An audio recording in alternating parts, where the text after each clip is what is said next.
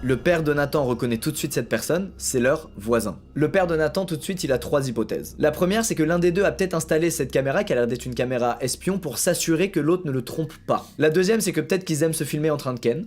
Possible. La troisième, qui est beaucoup plus fumeuse, c'est que peut-être que le mari est un psychopathe qui veut se filmer en train de tuer des gens.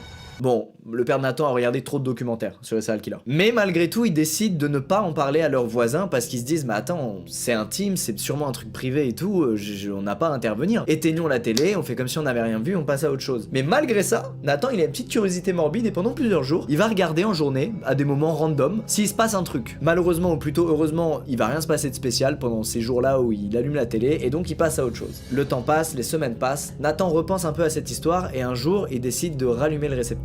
Et là, il tombe sur une dinguerie. On est dans une période où leurs voisins faisaient énormément de travaux chez eux. Par curiosité, Nathan rallume son récepteur et voit un homme, un ouvrier, rentrer dans la chambre. Cet homme, ils l'ont croisé plusieurs fois dans la rue quand il se rendait à la maison et c'est en fait un plombier. Bon, plutôt logique qu'il traîne dans les pièces de la maison, il a probablement des trucs à checker concernant la tuyauterie et tout. Sauf que là, ce qu'il fait, c'est qu'il ouvre des tiroirs de la commode.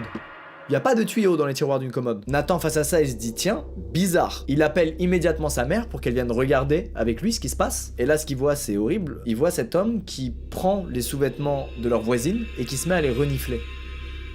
C'est pas un passe-temps comme un autre. Bref, ils sont choqués par ce qui vient de se passer et ce qui suit est pire. Il marche tout droit vers la caméra. Il regarde droit dans l'objectif et puis il replace un peu la caméra et il se barre. Immédiatement, Nathan et sa mère comprennent que cette caméra, elle a pas été mise là par leurs voisins, elle a été mise là par cet homme, qui apparemment veut pouvoir les voir à leur insu dans leur intimité, dans leur chambre. La mère de Nathan ne veut pas confronter ses voisins parce que c'est trop cringe, c'est trop horrible pour elle, et donc elle demande à son mari de foncer et de les avertir de ce qu'ils ont vu.